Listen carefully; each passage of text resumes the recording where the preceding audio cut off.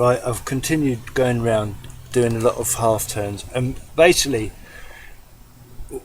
when you come to a stop with the bolts, it will try and turn the clutch round. Now that one there, that bolt there, I can tell you is fully home now. So this one, yeah, that one is as well. That one's not quite. That one is. That one's getting there. So that one's done up. That one's done up. That one's done up. And that one's done up. But this one just needs a little bit more. Right. So basically you carry on until they come to a definite stop.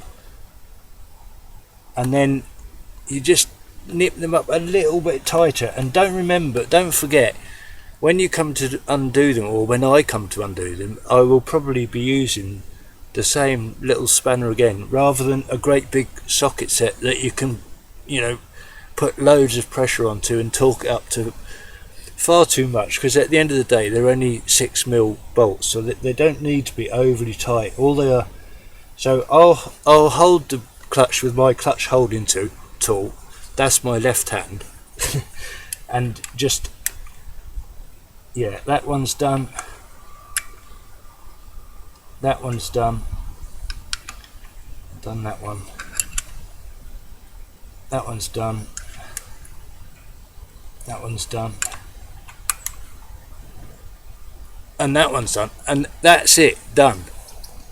As I say, there is a torque setting, but I don't know what it is, but basically you're winding the bolts till they're fully home, and then you just nip them up. And I'm not a big fan of Loctite. Some people might use Loctite, but the trouble I have getting nuts off that have been Loctited on, I don't bother with it. And if you keep an eye on your bike anyway and regularly maintain it, you shouldn't have a problem with bolts coming loose, unless in extreme circumstances like riding off-road or something.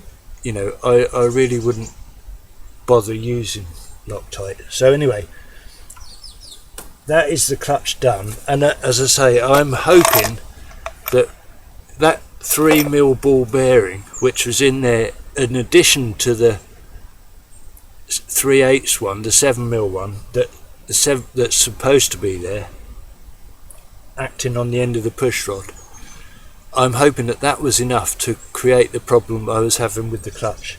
So now I've just got the, see how carefully I've prepared this job. I've got some polythene on the floor, because even though I've drained out like nearly 2 litres of oil,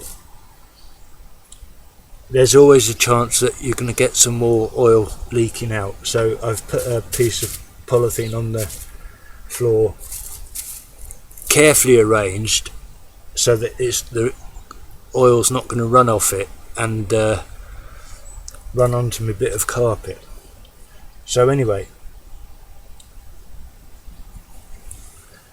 that's, oh yeah, while I was here I was just going to have a look and see if I can get a bit more play on this wire, which is the pickup from the ignition, for the ignition coil.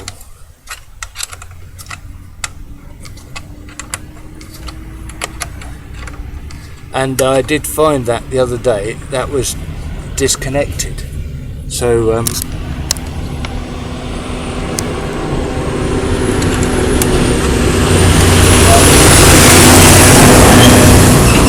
I'm going to take the cover off and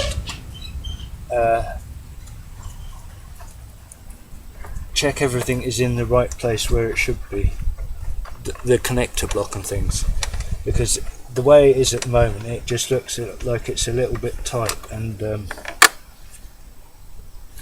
yeah, there's not really, I wonder if by rerouting it, oh yeah, I've got myself, that's the bit that had come out.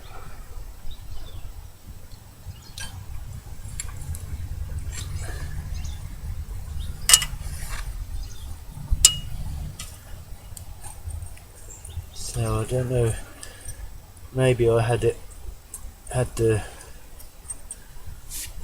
little clip thing that's holding it at the bottom of the crankcasing.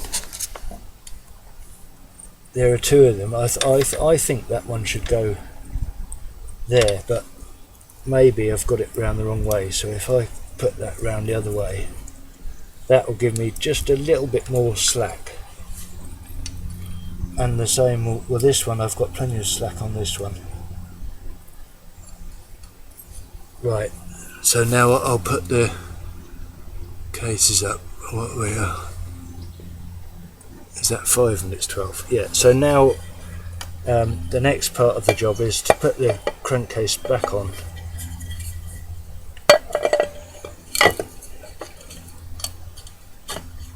And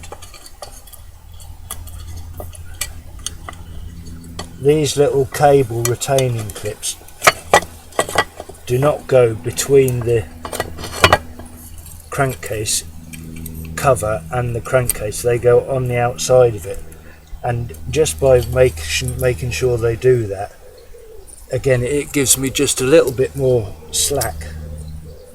And I'm going to turn that one round as well.